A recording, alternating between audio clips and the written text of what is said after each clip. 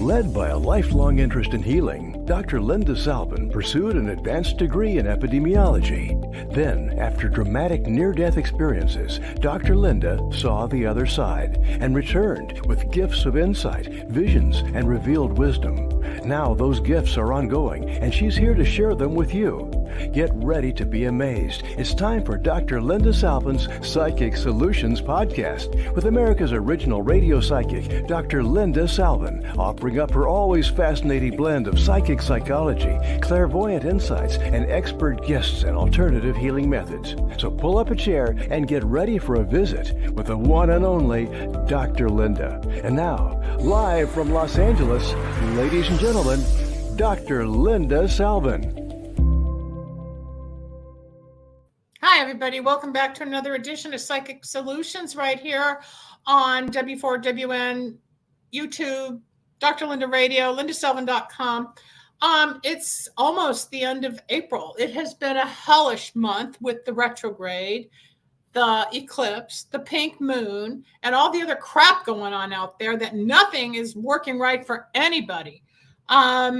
I am going to be completing these shows into July, and then we're going to go into a different area, a different direction. But I hope that you'll start responding or commenting. Go to YouTube and subscribe to my channel. I love interacting with all of you. I am a psychic healer and a medium, and I have been doing this for about 30 plus years on AM and FM radio. When I was on FM radio, or cable radio rather, back in 1997, maybe 98, I met a man by the name of Jim, who goes by the name Grizz, like grizzly bear.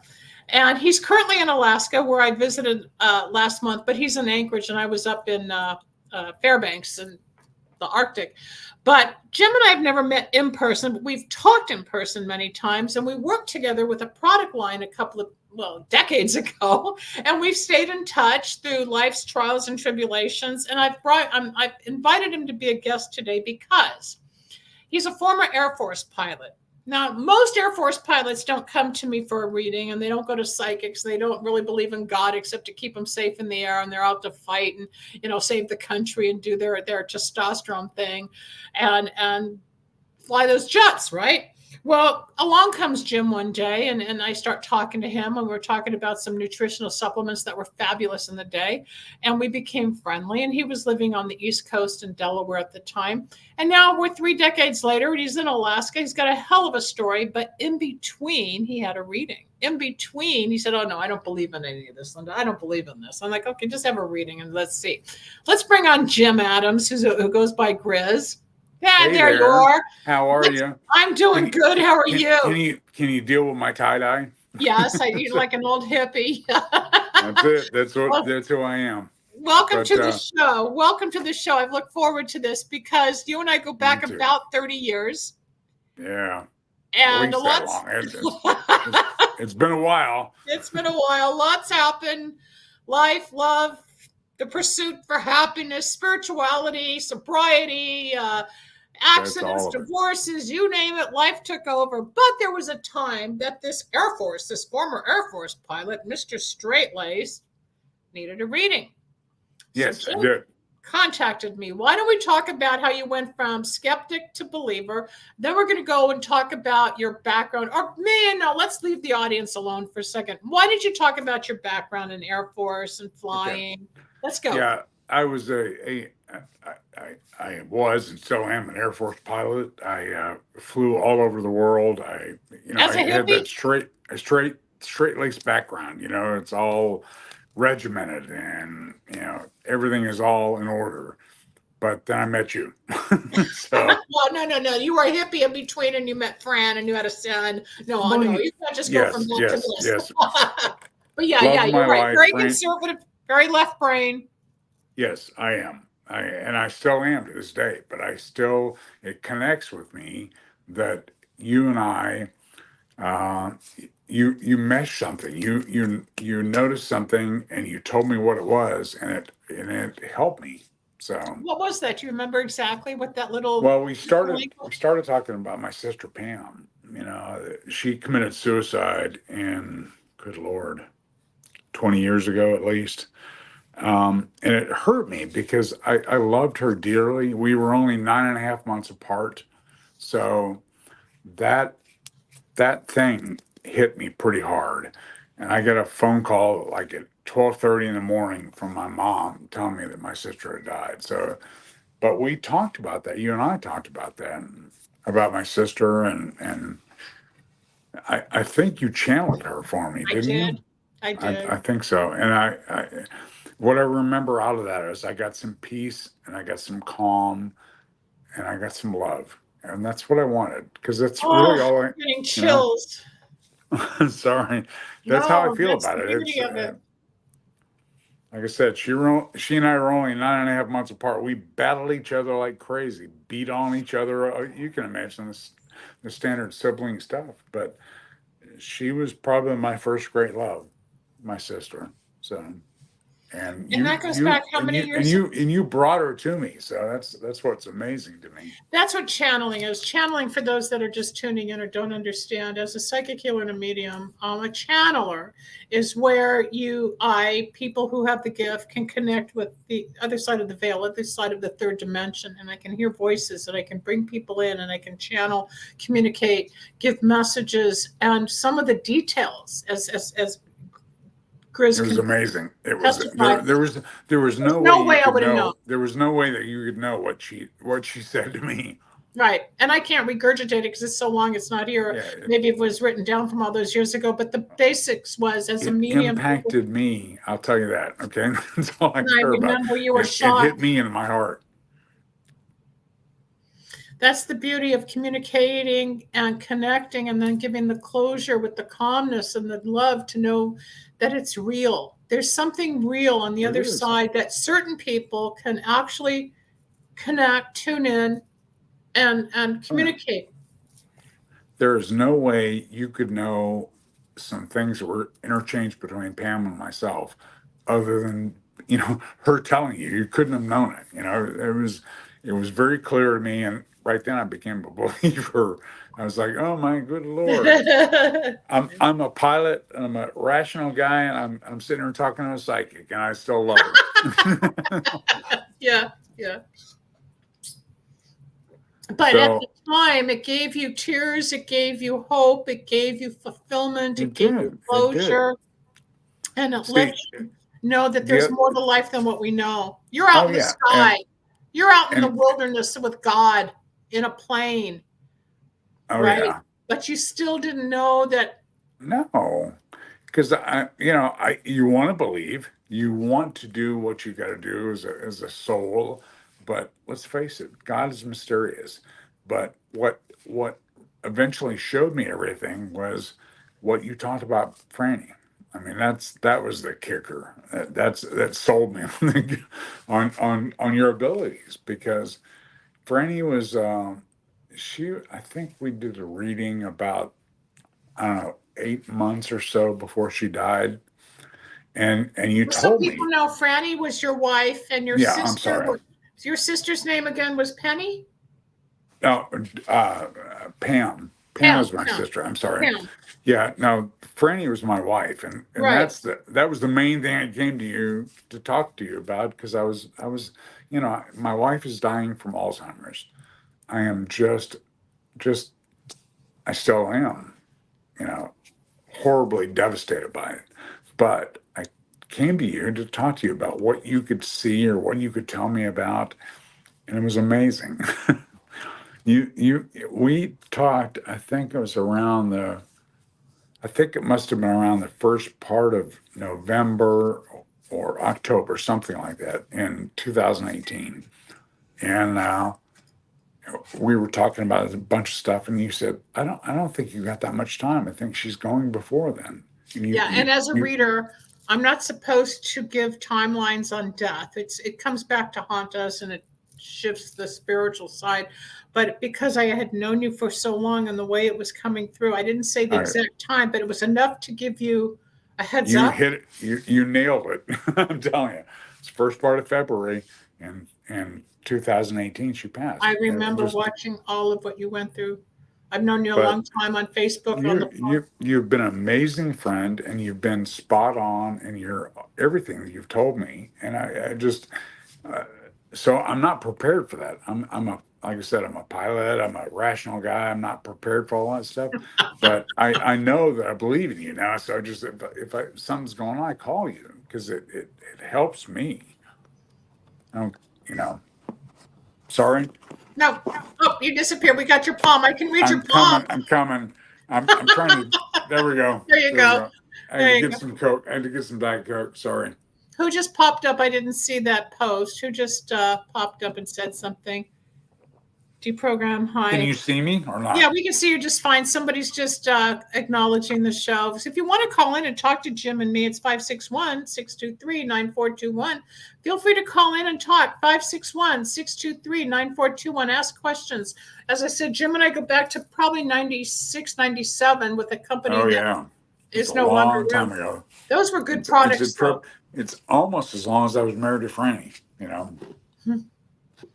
She passed away in 2018, so we were you and I have been friends for a long time. Yeah, we tried to get together last month when I was in Alaska, but you just had some surgery. How you doing? Are you healing fine now from all that? My gallbladder is actually removed. It's all good, but good Lord, it was a trial then, because I'd never been anything through like that. It was just you've never had an organ removed. That's a big surgery.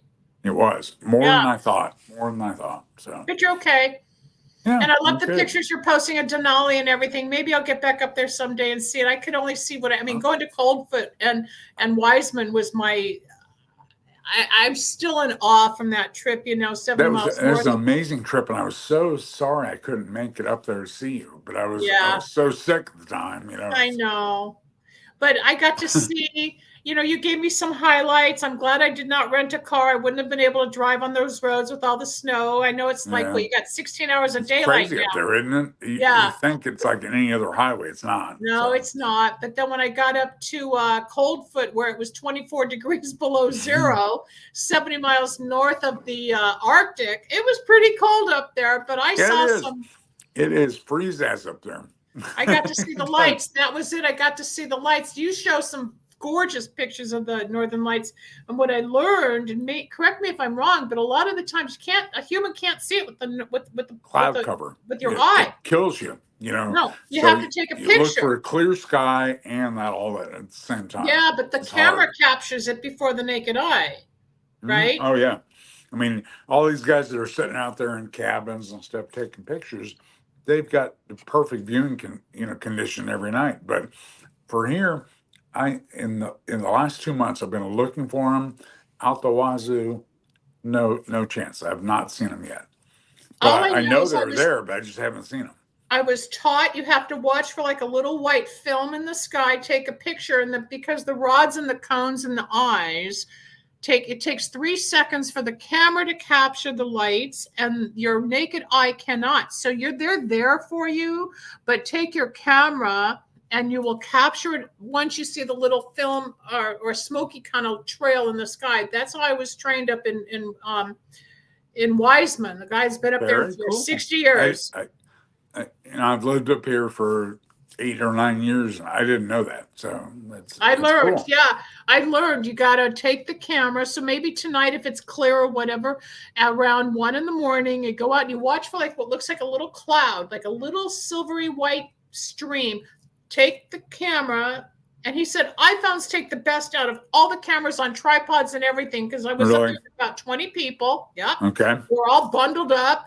And it was so cold, I thought I was going to get frostbite when I took my gloves off. Yeah. And he said, no, you're not going to get frostbite, but go back in and warm up. And you come back in, you warm up, then you take pictures.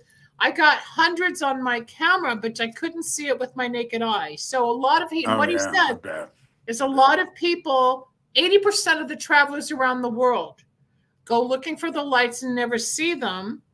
And most of the photographs you see is marketing and advertising. So I learned the other side. They take a still photograph, and it's the most beautiful thing I ever saw. Yeah. So just watch, even though you can't see it with your eye. They're there, Grizz, on a clear night. And especially I'll get there. I had some amazing photographs back in the day, but I hadn't hit them yet. This time. You will. And Denali is what, about 160 miles from you, and you can still see the mountain? 157, 167, something like that. But it's gorgeous. I didn't have time to get amazing. There. I can, from my deck, I can shoot a spot in there and go through some pine trees and get Denali framed in it. But I get out of here, I can go to better shot, but it's, oh my Lord, this massive amount of granite out there, sitting out there, and God created that for us to look at, which is amazing to me. Is the whole mountain granite? Oh yeah, it is huge. I mean, 30,000 feet, whatever it is, yep. 20, That's the largest in the United States or North America, the North American continent, right? The tallest mountain. Oh yeah, it takes in, and I grew up in Colorado, Colorado, Arizona, that's where I grew up. This is so much bigger. I can't even imagine it. I can take a picture of this thing, and it's 150, 160 miles away, and it's massive. Yeah, I see the pictures you post. You wouldn't know it's so far away. It takes up the whole frame. I'll tell you one thing. I have taken the same kind of picture from Pikes Peak in Colorado Springs, and it was only about 40 miles away, and they are both the same. It's like, this is a huge mountain. You can't even, when you get there, well, you saw it. It's just massive, and you don't get the scale of it until you get there, It was the same thing driving up the Dalton Highway, and we went through the magical forest that they call the magical forest because of all of the permafrost on the trees, yep. which I knew. Oh, I learned, and all these characters and formations of the snow on the trees. And you feel like you're in Disneyland or something with the way the trees. I do. I feel like I was given the golden ticket or whatever you want to call it when I got up there. Beautiful. It is. And every day I wake up and I look around and I just go, this is magical. It is magical. What I have to focus on is, what does that mean to me? What do I have to do? What do I have to be as a person? And what I have to be is a better person. So that means, working on me, working on the things that are important to me, working on forgiveness, working on kindness. And those are the kind of things for me that transcend all the other stuff. Because I have shared, I'm not going to share totally, but. No, you can. This is cool. You're fine. My, the gal I'm living with has got some cognitive problems, and I'm just dealing with that. But, and my first wife had, really bad cognitive problems. She had Alzheimer's, and I'm probably going through that same thing now, but I don't care because I love this gal in there, and I just. But you're also being of service because of what happened with your second wife, and you got out of Delaware after being ripped to shreds for no reason. It was, and I'm being of service. And you said it. You said it exactly. She's giving you a home in a most gorgeous element and environment, and in turn, your spirituality keeps growing, and your appreciation for beauty and love and life keeps growing. And now she needs you. She's not your mate per se, and she does have her challenges and difficulties, but in exchange, you have a new place to live, and you're out and you're going fishing, and I see what you're doing. And the amazing part of that is she is as avid a fisher person as I am. Oh, really? She'll tear me up. So it's amazing. But I just, You think you'd come back to the lower 48, or you think you're going to stay up there? I'm staying. Absolutely. I love it up here so much. And I love the connection with nature. I love the connection with my God, all those things that are important. That's what I found when I was up there, not just in Fairbanks, but something magical and spiritual happened to me on the first night in Coldfoot. Then we drove another 30 miles to Wiseman. Coldfoot was where they started, during the gold mining for days. folks who don't know, that's way ass north of here. Yeah, it is. It's way up in the middle of nowhere. They had 34 residents. 34 people lived there. And then when I went to Wiseman, there's only 10 residents. The 11th one died.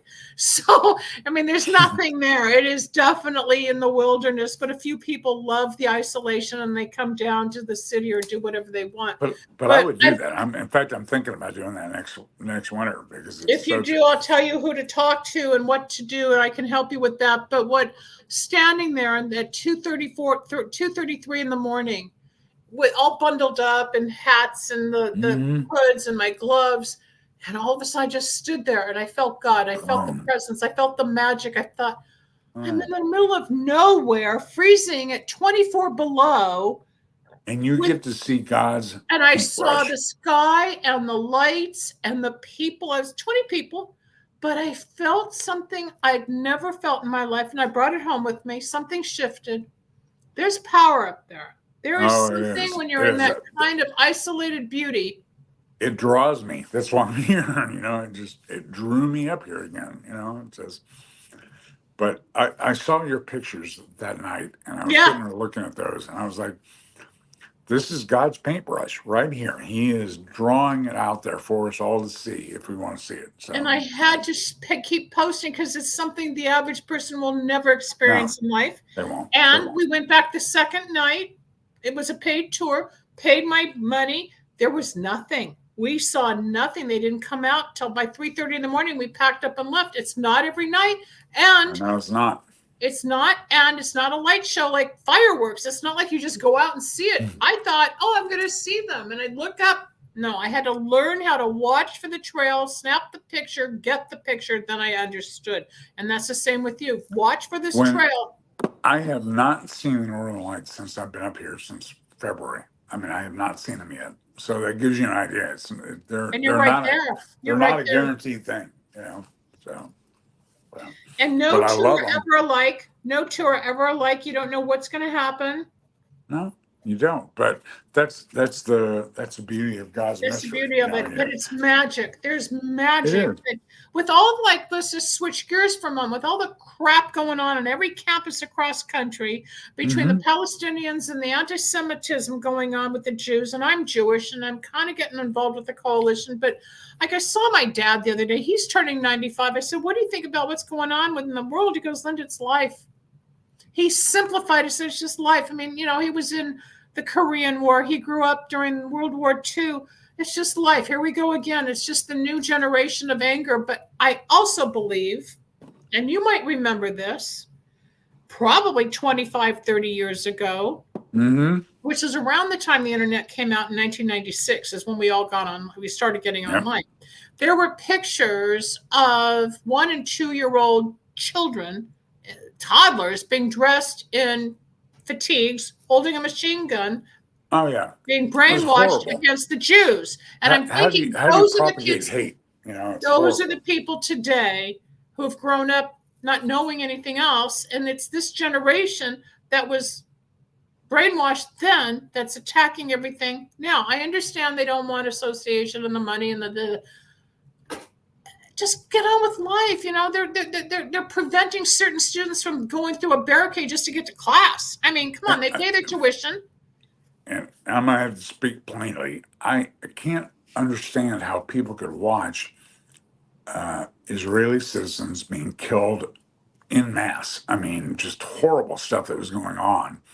And then Israel decided to react from it. I didn't understand why everybody, like Columbia University or whatever, UCLA, Columbia, Duke, Brown, Yale, it's crazy. All of them. I mean, come on. Cornell, these guys are protecting. I made a post about it yesterday. I made a post. If Buffalo or Ottawa was bombing Buffalo, what will we do? And it's the same thing. Israelis are doing what they need to do to protect themselves. I don't know. But no, to watch innocent people die, and I know a few people in Israel that are actively involved, and I hear they're reels and what they're talking about. We're powerless. We are not the government. The government actually has no power to close down the freedom of speech movement on campus. And then each campus is state controlled, except like SC, that's private. I know there's so many levels of how to fix it. Nobody can do anything, I don't think. Yeah. Well, it's sad. I would just like to see. I stand for people that have a faith. I stand for people that have a conviction. And what I'm seeing so much right now is people are circumventing what they think about and what they want to believe in to make it convenient for whatever political purposes right now. Like, I mean, okay, Palestine, where did that come from? I don't even know, because it was Judea for 20 years, No, 20,000 years. When Golda Meir was prime minister, yeah, I was young. I was in college, I was in college back. I don't remember. And there's a couple of reels of interviews of her saying she had a Palestinian passport. She grew up in the Palestinian territory. There was no Palestine. No. Her family was originally from the Ukraine. She talked about how her father would close the curtains around the holiday time so that the soldiers outside wouldn't find that they were Jewish. We've been hiding all our lives. Oh my God, we're Jewish. Oh, yeah. I wear a Star of David. I don't take it off. And I've had it since I was 8 years old. I'm 70. You want to come get me because I'm a Jew? Come get me. It's not about Judaism or Islam. We are human. We are people. We are all in this together. We could all go watch the Northern Lights. It's not my Northern Lights or your Northern Lights. It's life and it's God. Why do we have to do all this? And I don't think that we called them sit-ins. And then we had the protests with the Vietnam War, I remember. But doing all this doesn't stop anything. It doesn't accomplish anything. It just makes it worse. The ones that I saw that had the most impact are guys like the Beatles, where it was all about peace and love, and they kept putting it out there. They didn't make anything else, and it worked. Over time, people started going, okay, maybe there's something here going on. All you need is love. All you need is love. That's exactly it. And that's what I've tried to do. And I still listen to them to this day, because of that.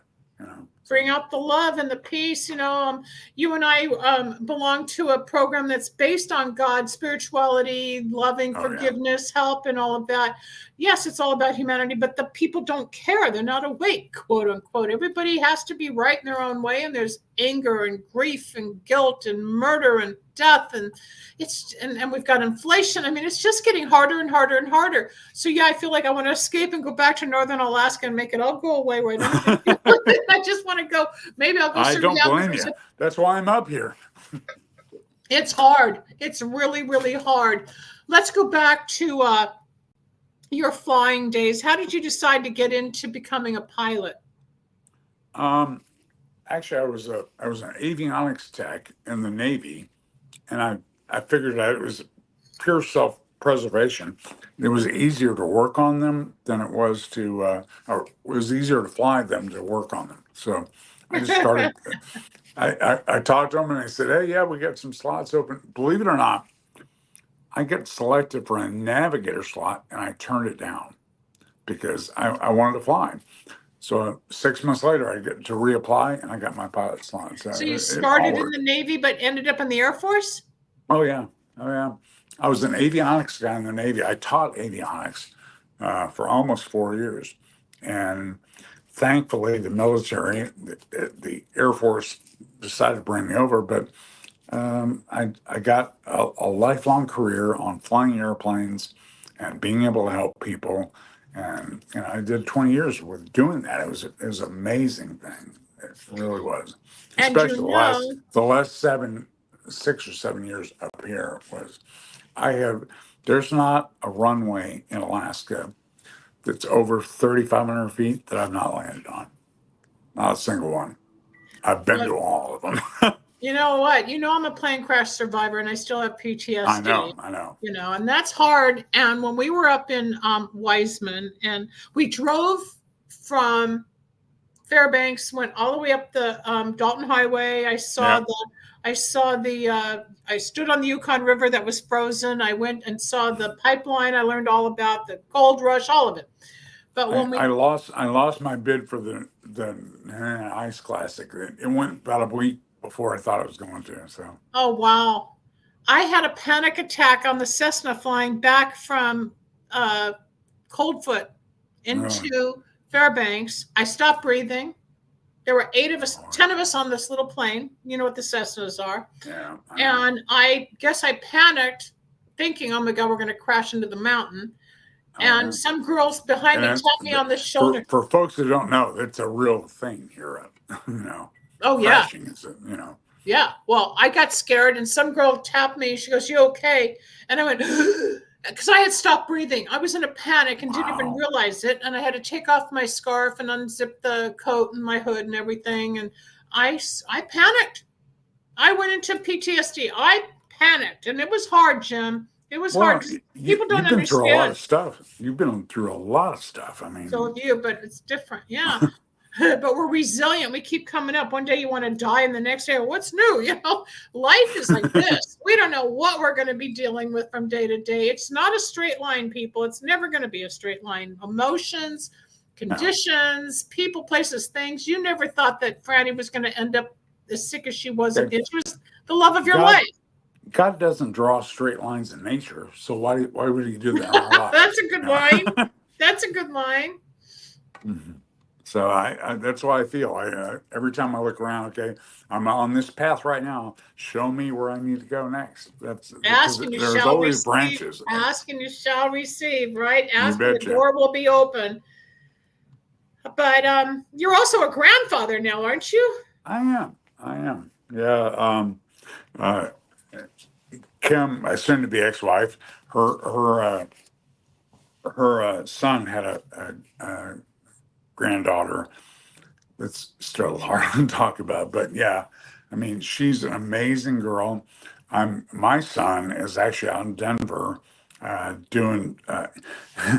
He got selected while he was in a master's degree program to be the emergency director for the city of Aurora. I mean, it was just out of nowhere. He got like a 6-figure job while he was still in school. It was amazing to me. But he's that guy. I thought it was his kid. I guess I was wrong. So that was Kim's child. Okay, I was wrong. I thought that your son had a child. Not yet. Not yet, but we're getting there. We're getting there. We're keeping our fingers crossed. One of my engineers lives in Aurora, so I deal with the Colorado people a lot because of the connection I have with putting together this show. The station here that we're networking with right now is in Louisiana, the hubs in Florida. We're all over. That's the beauty of the internet. We just all connect. When you and I connected, the internet was brand new, like a year maybe, I think so. It was pretty early on. I think were we on still AOL or something like that? I don't remember. Yeah, we were.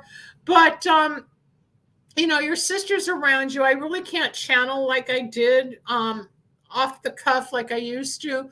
But the main thing is, for people who are just tuning in again before we wrap up, we've got about 10 minutes left. Are there any specific circumstances, words, or events that came through that stuck with you that there was no way a medium or anybody would know that happened between you and your sister?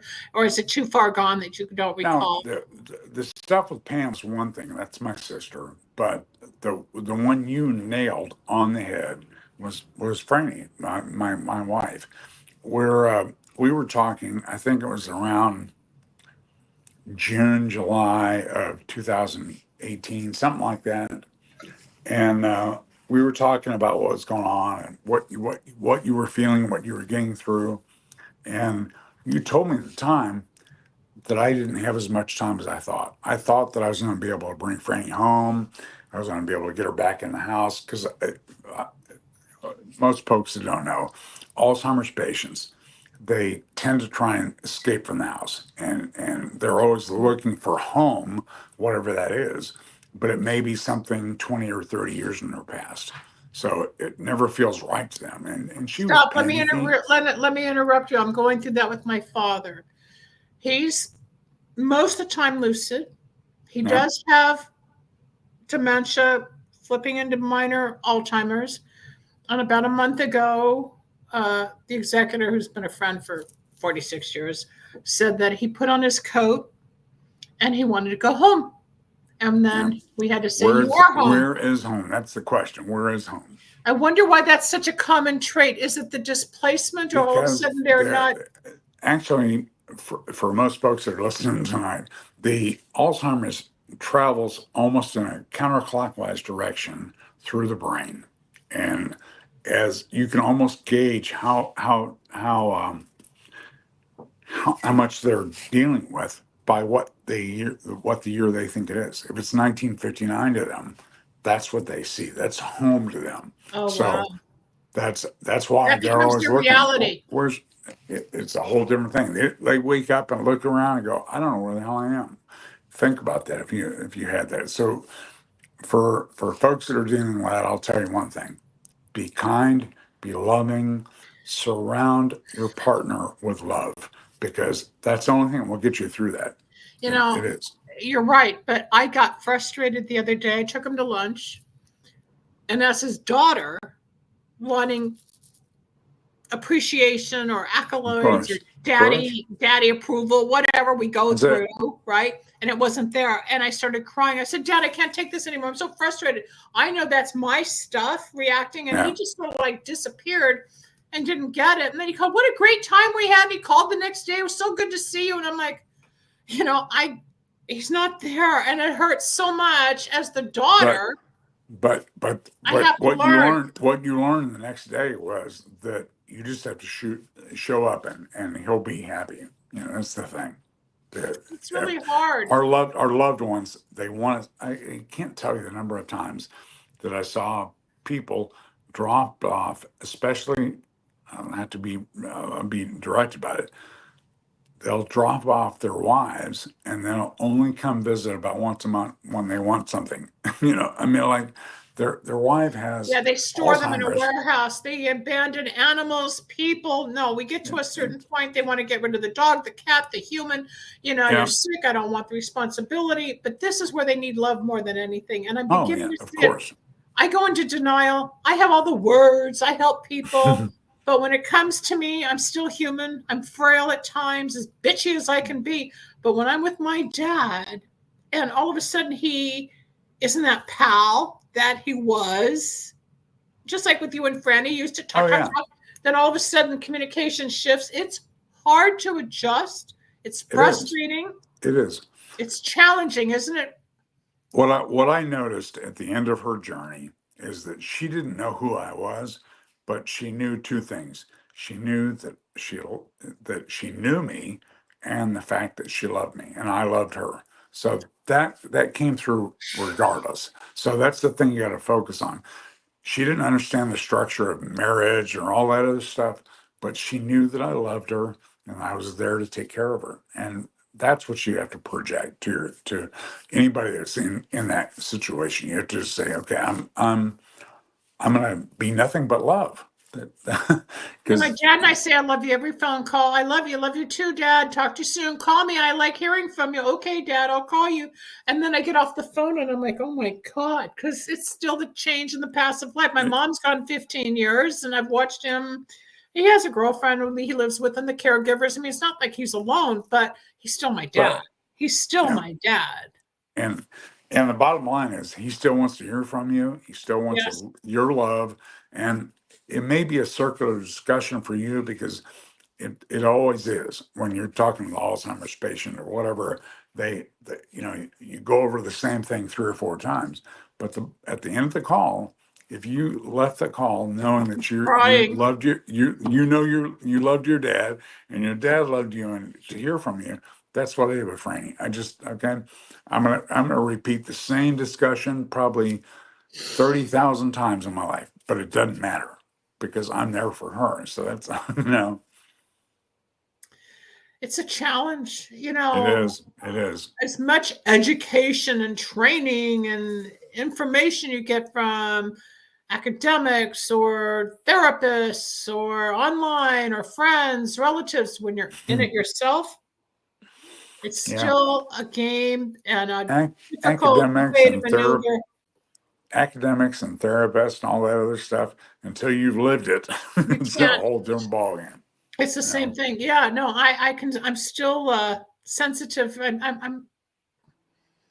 I'll say I'm scared. I don't know. He's going to be 95. He'll probably live to 100 just because that's what his goal is. And I've never seen him not reach a goal. So we'll see. I remember he was, I don't remember how old he was, but there was a time in the 90s he said, I want to see the year 2000. Of course, he had open heart surgery, bladder cancer, all these things, but he made it to the year 2000. Then he had some type of stenosis. He was in rehab and he didn't want to wait a month to heal. He's going to get out in 15 days. And he did. He shocked the doctors. He healed himself. He goes, I want to get an electric car. Those are new. He got an electric car. He got one of the first on the road. And it was only months later that the doctor took his golfing privileges and driving privileges away because of what was happening. But he met that goal. That bastard. I'm sorry. I said it out loud. But he met that goal. He got the goal. So now he wants to be 100. It's like, okay, go be 100. I hope he is. I hope he is. That's the kind of goals I want. I want, I'm 65 or will be in June. I want to make. Oh, you'll be on Medicare soon. Welcome to the world. Oh yeah, I'm ready for that. But yeah, I want all those milestones. So yeah. Your dad's an amazing guy. I've never met him, but I've seen pictures of him for 30 years, and the stuff that you guys have done, and it just amazes me. I wish my dad was still here. So that's. Thank you. Yeah, I post the pictures when I go to lunch. We're at the end of the show, Grizz. I want to thank you for taking your time. I know you're an hour behind Pacific. What they just call it, Alaskan time? I don't even know what you guys call your time zone. I haven't even had my first cup of coffee yet. That's the problem. Well, you could have fooled us because you came on bright and cheery and you're wearing your tie-dye shirt. But the main thing is, I just want people to know you were a straight-laced Air Force, Navy guy that didn't believe in psychics, metaphysics, or whatnot. Not a bit. You had a feeling with God. That has nothing to do with my gift, except God gave me the gift. When people say, well, if you have a gift from God, why do you have to charge? It's like, well, so did John Lennon, speaking of the Beatles. I still have to make a living, but I help people. I give it. But what amazes me is how little you charge for what you deliver.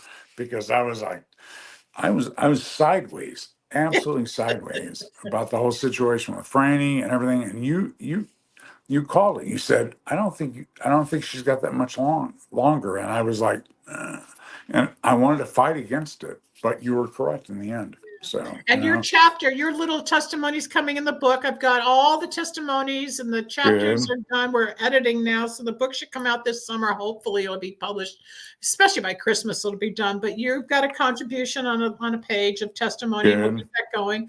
But I have to wrap up. I want to thank you from the bottom of my heart. Go out, watch for the little white streams around 1 a.m. Take your camera. Then you'll start getting the pictures I got. It'll have to be September, October now because we're getting daylight up until midnight now. So. Yeah, you got 16, 17 hours, don't you? Yeah, that's crazy. How do you learn to sleep? You get blackout curtains for your bedroom, and I got to black out the show. I got to black out the show. Don't go away. Stay backstage. We'll be right back. This is Dr. Linda Salvin. I am a psychic healer and a medium and your host every Tuesday, Wednesday, and Thursday right here on live, a Talk for TV show and W4WN, lindasalvin.com, Dr. Linda Radio, my YouTube channel, Psychic Solutions. I'm everywhere. And I want to hear from you. So go to lindasalvin.com, shoot me an email, and I'll get back with you. Until tomorrow, everybody, I want to thank Jim Adams from Alaska, who I've known about 30 years, who came on to talk about things so left brain, but the psychic stumped him. That's me. If you need my help, 888-509-1077. Have a great day or evening whenever you're listening, and I'll talk to you soon. Bye. Thanks for joining us. We hope you enjoyed Dr. Linda Salvin's Psychic Solutions Podcast. You can reach Dr. Linda at 888-509-1077 or at lindasalvin.com. Need a breakthrough of your own? Ready for answers or insights nobody else has? Reserve your own one-on-one in-person chat. Dr. Linda isn't just for other people. Dr. Linda gets results for you. And it's easy. Contact details are on screen now. Just click on lindasalvin.com or call toll-free 888-509-1077. That's lindasalvin.com or toll-free at 888-509-1077.